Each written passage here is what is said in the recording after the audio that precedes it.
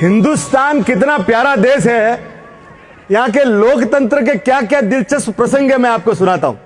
2008 नाथ द्वारा की सीट थी और सीपी जोशी उस समय के चीफ मिनिस्ट्रियल कैंडिडेट थे कांग्रेस के। अब सोचिए, इलेक्शन हुआ, इलेक्शंस के रिजल्ट आए, उनको 62,751 वोट मिले और सामने जो बीजेपी के कैंडिडेट थे उनको मिला 62,752। एक वोट से हार गए। और मजे की बात सुनिए, उनकी पत्नी, उनकी मदर और उनको ड्राइवर 3 जने वोट देने नहीं गए। तो वोट अवश्य कीजिए, वोट। दूसरा, जनता दल का कर्नाटक में विधानसभा चुनाव हुआ।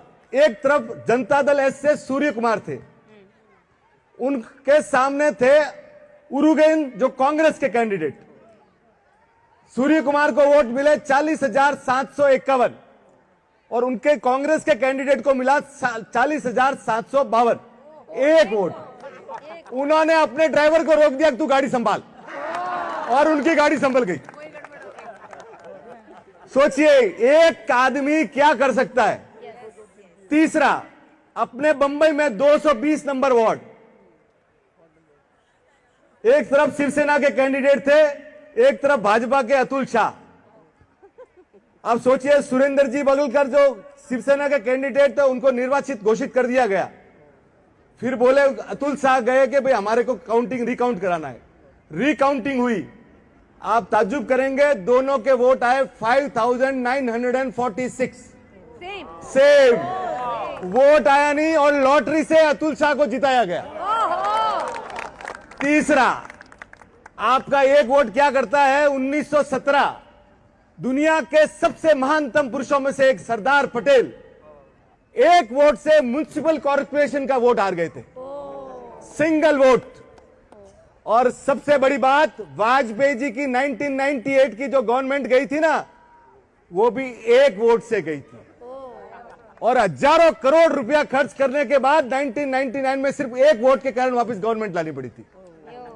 तो वोट आप करते रहिए, आपकी जहां इच्छा हो, जहां मन हो, जिसको करना हो करो, पर वोट। ये आलस मत रखो कि मैं नीचे नहीं उतरूंगा, अभी ईवीएम मशीन आपके घर पे तो आएगी नहीं।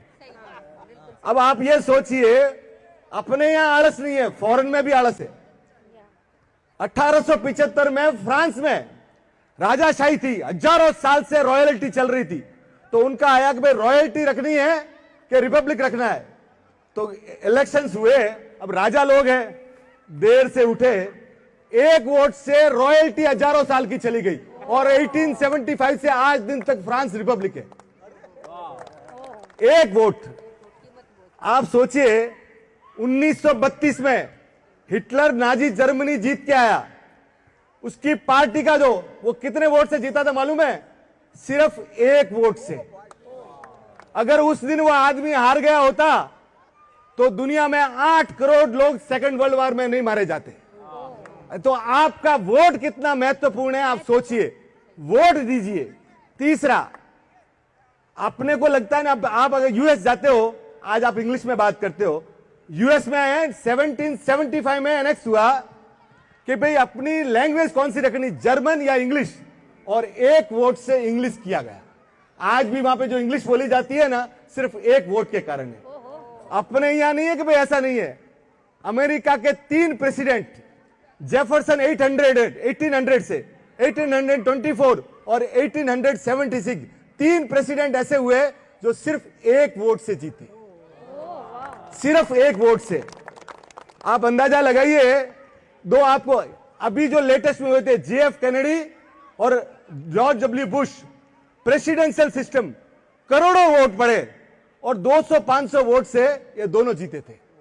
तो बॉस, आप जहां भी है, आप जहां भी रहते हैं, आपका जहां मन है, देश का लोकतंत्र इतना बढ़िया है, आपको जहां आवे वहां वोट दो, पर वोट दो, वोट दीजिए।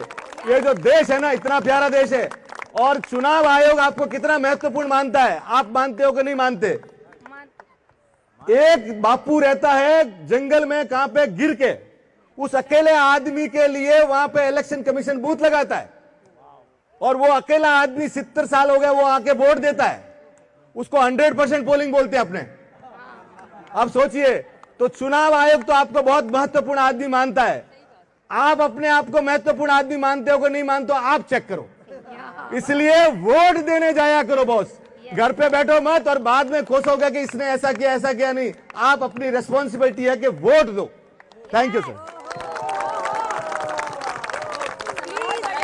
क्या है वो बता दिया प्लीज, बहुत ही अच्छा। अंकुर नमक, असली नमक। नमक कम ही खाएं पर अच्छा खाएं।